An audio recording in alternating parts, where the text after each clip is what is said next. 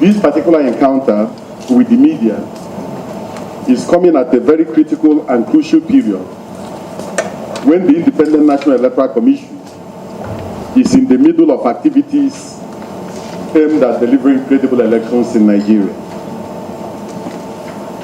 As you are aware, presidential and National Assembly elections will hold on the 16th day of February 2019, while governorship and state houses of assembly elections will hold on the 2nd day of March 2019.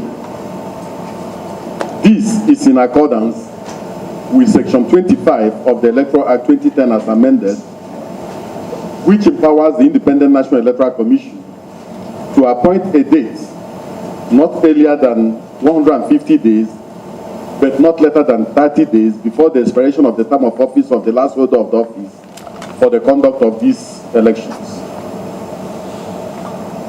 The Independent National Electoral Commission has concluded activities relating to the issue of giving notice of elections, collection of forms for all elections by all political parties, and the conduct of party primaries by all registered political parties. Starting from the 6th day of November to the 12th day of November 2018, the Commission will display the voters' register for claims and objections. The display will be done at the polling units all over the country, and the claims and objections will be entertained at the registration areas, otherwise called the wards. We urge all old and new registrants to check their names on the register and confirm the correctness or otherwise of the information provided therein. We also urge the Nigerian people to assist the Commission in detecting underage registrants and those that have passed on. It is only by so doing that we can have a register that is clean, credible, and a register that has some level of integrity. The Independent National Electoral Commission has always emphasized and has insisted that the delivery of credible elections is a multi-stakeholder venture that requires collaborative efforts, partnership, and synergy between the critical stakeholders in the electoral process. Without stakeholder partnership, collaboration, and synergy, the voters will be left in the wilderness of despair, and our electoral process will not mature and take root. It is axiomatic that the media is central to the conduct of free, fair, and credible elections. The centrality of the role of the media in informing, educating, and sensitizing the citizens on the electoral process underscores the collaborative partnership that has developed between the Independent National Electoral Commission and the media, especially those covering the Independent National Electoral Commission. The Independent National Electoral Commission will continue its robust partnership and engagement with the media, as that is the main source through which the Nigerian people can be informed on the activities of the Commission. However, those that report elections and the electoral process must be knowledgeable about the constitutional and electoral framework guiding and regulating the conduct of elections. Those that report elections must have knowledge of the processes and procedures that regulate elections and the type of innovations that have been introduced in the conduct of elections, especially in Nigeria. More often than not, there is a tendency to assume that every media practitioner can report on elections and the electoral process. This assumption is no doubt misplaced, as elections and the electoral process are specialized areas requiring specialized knowledge.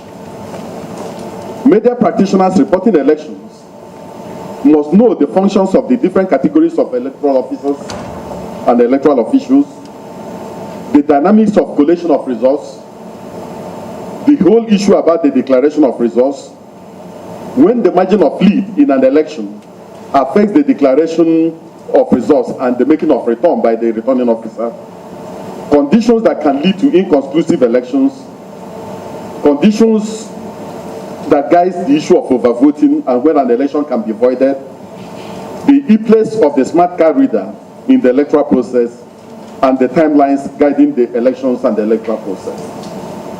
I emphasize this because in terms of the timelines for the filing of election petitions, for instance, the Constitution is very, very clear that the timelines provided in the Constitution for the filing of election petitions and the determination of election petitions are not movable. The Supreme Court has said that those timelines are like the Rock of Gibraltar and that they are unchangeable and nothing can change them. The Supreme Court has also emphasized that the timelines for the filing and determination of election petitions are mathematically calculated and does not exclude Saturdays and Sundays. So, if you are late by one day, your election petition dies. So I think that the media must also understand some of these dynamics guiding the electoral process for them to report and report timely and accurately. Secondly, on the issue of inconclusive elections, there are positives and negatives in terms of the issue of inconclusive elections. The framers of the Nigerian Constitution deliberately and on their own inserted the issue of inconclusive elections in our electoral framework. And that is why, if you look at the constitutional framework, you will see that in some instances, for you to become the president of the Federal Republic of Nigeria, or to be declared as the president, you must have majority of lawful votes cast in the election, and you must also score a quarter of the votes cast in 2/3 of all the states of the Federation. If you are unable to get this, the Constitution insists that the election must be conclusive and a second election must be conducted. This is to ensure inclusivity and to also make sure that you do not have a president that represents only a part of the country or a president that represents only a religious or ethnic group. So there are positives in terms of inconclusive elections, and there are also negatives in terms of inconclusive elections when the activities of some of the stakeholders leads to the cancellation of votes or leads to non-declaration of results. So I think that the media needs to also understand some of these dynamics. So it is only through workshops and seminars such as this that media practitioners will acquire knowledge and update their knowledge of current issues in the electoral process. It is important to note that as Nigeria moves closer to the 2019 general elections, there is the need for more engaging partnership, trust, and openness between the media and the Independent National Electoral Commission. The Commission is willing and open to provide information on the electoral process and also ready to offer clarifications on issues that may appear hazy to the media and to the Nigerian people. The Independent National Electoral Commission, as well as the media, must remain non-partisan and independent of the contending forces in the society. We must at all times insist and encourage the Nigerian people to take ownership of the electoral process and determine the direction of Nigerian democracy. On this note, on behalf of the Independent National Electoral Commission, we want to thank the ECOWAS Commission, we want to thank all the stakeholders who are gathered here today, and also thank the gentlemen of the press